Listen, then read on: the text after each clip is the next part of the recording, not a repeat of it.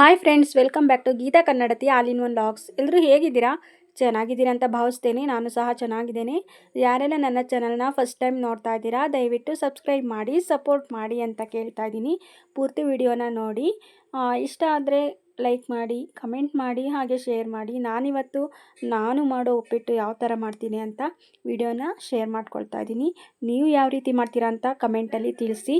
ನಾನಿಲ್ಲಿ ಏನನ್ನು ತೊಗೊಂಡಿದ್ದೀನಿ ಅಂತಂದರೆ ಈರುಳ್ಳಿ, ಕರಿಬೇವು, ಹಸಿರುಮೆಣಸಿನ್ಕಾಯಿ ಮತ್ತು ಕೊತ್ತಂಬರಿ ಮತ್ತು ಸಬ್ಸಿಗೆ ಸೊಪ್ಪು, ಹಾಗೆ ಟೊಮೊಟೊ, ನೆಕ್ಸ್ಟು ಕಾಯಿನೂ ಸಹ ತೊಗೊಂಡಿದ್ದೀನಿ. ಇಲ್ಲಿ ಇಷ್ಟೆಲ್ಲ ಐಟಮ್ಸ್ ಇದೆ. ಇದರಲ್ಲಿ ನಾನು ಜೀರಿಗೆ, ಸಾಸಿವೆ ಮತ್ತು ಕಡಲೆಬೇಳೆಯನ್ನು ಬಳಸ್ಕೊಳ್ತಾ ಇದ್ದೀನಿ ಉಪ್ಪಿಟ್ಟು ಮಾಡೋದಕ್ಕೆ. ನೆಕ್ಸ್ಟ್ ಇಲ್ಲಿ ರವೆಯನ್ನು ಹುರ್ಕೊಳ್ತಾ ಇದ್ದೆ. ರವೆ ಈ ಥರ ಕೆಂಪಗಾಗೋ ಥರ ಹುರಿದ್ರೆ ತುಂಬಾ ಟೇಸ್ಟ್ ಇರುತ್ತೆ. ಕಮ್ಮುಗೆ ಅಂತ ಹೇಳ್ತೀವಿ ನಮ್ಮ ಭಾಷೆಯಲ್ಲಿ. ಈ ಥರ ಹುರಿಬೇಕಾಗುತ್ತೆ. ನೆಕ್ಸ್ಟ್ ಇಲ್ಲಿ ಬಾಣಲಿಗೆ ಎಣ್ಣೆಯನ್ನು ಹಾಕ್ಕೊಂಡು ನಾನಿಲ್ಲಿ ಸಾಸಿವೆ, ಜೀರಿಗೆ ಮತ್ತು ಕರಿಬೇವು ಮತ್ತು ಈರುಳ್ಳಿ ಎಲ್ಲವನ್ನು ಮಾಮೂಲಿ ಹಾಕ್ಕೊಳ್ತಾ ಇದ್ದೀನಿ. ನಾನಿಲ್ಲಿ ಒಂದು ಟ್ವಿಸ್ಟ್ ಏನು ಅಂತಂದರೆ ಕಡಲೆಬೇಳೆನ ಹಾಕ್ತಾಯಿಲ್ಲ ಫಸ್ಟೇ. ಎಲ್ಲರೂ ಸಾಸಿವೆ ಜೀರಿಗೆ ಜೊತೆ ಕಡಲೆಬೇಳೆ ಹಾಕ್ತಾರೆ, ಆದರೆ ನಾನು ಕಡಲೆಬೇಳೆನ ಫಸ್ಟೇ ಹಾಕ್ತಾಯಿಲ್ಲ. ನಾನು ಈರುಳ್ಳಿ, ಮೆಣಸಿನ್ಕಾಯಿ ಮತ್ತು ಟೊಮೊಟೊ ಎಲ್ಲವನ್ನು ಹಾಕಿದ ಮೇಲೆ ಕಡಲೆಬೇಳೆಯನ್ನು ಹಾಕ್ತಾಯಿದ್ದೀನಿ.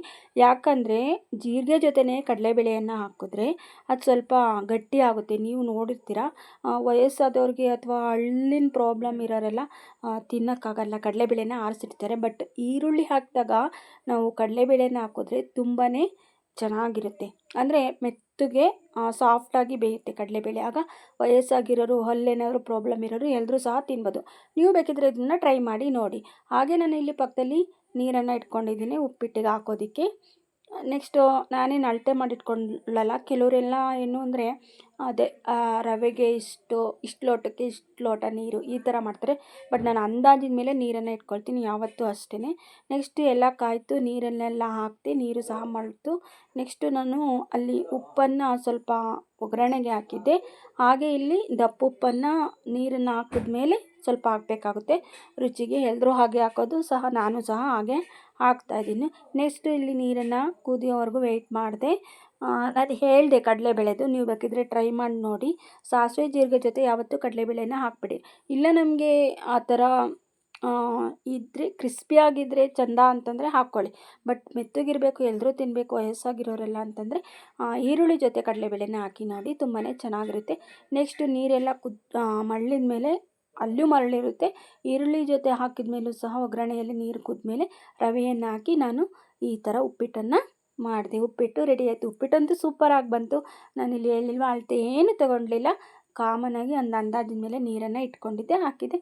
ಉಪ್ಪಿಟ್ಟು ಈ ಥರ ರೆಡಿ ಆಯಿತು. ನೆಕ್ಸ್ಟು ತಟ್ಟೆಗೂ ಹಾಕಿ ಉಪ್ಪಿಟ್ಟನ್ನು ನಮ್ಮ ಮನೆಯವ್ರಿಗೆ ಸರ್ವ್ ಮಾಡಿದೆ. ತುಂಬಾ ಚೆನ್ನಾಗಿತ್ತು, ಟೇಸ್ಟಿಯಾಗಿತ್ತು. ಜೊತೆಗೆ ಉಪ್ಪಿನಕಾಯಿ, ಹಪ್ಳನೂ ಇತ್ತು. ಬಟ್ ಹಪ್ಳನ ಏನು ತೋರಿಸಿಲ್ಲ, ಉಪ್ಪಿನಕಾಯಿ ಹಾಕಿದ್ದೀನಿ. ತುಂಬ ಅಂದರೆ ತುಂಬ ಟೇಸ್ಟಿಯಾಗಿತ್ತು. ಹೇಗಿತ್ತು ಉಪ್ಪಿಟ್ಟು ಮಾಡಿದ ವಿಧಾನ? ಲೈಕ್ ಆದರೆ ಕಮೆಂಟ್ ಮಾಡಿ. ಇಷ್ಟೊತ್ತು ವಿಡಿಯೋನ ನೋಡಿದ್ದಕ್ಕೆ ಥ್ಯಾಂಕ್ ಯು ಸೋ ಮಚ್. ಹೀಗೆ ನೋಡ್ತಾ ಇರಿ, ಸಬ್ಸ್ಕ್ರೈಬ್ ಮಾಡಿ. Thank you.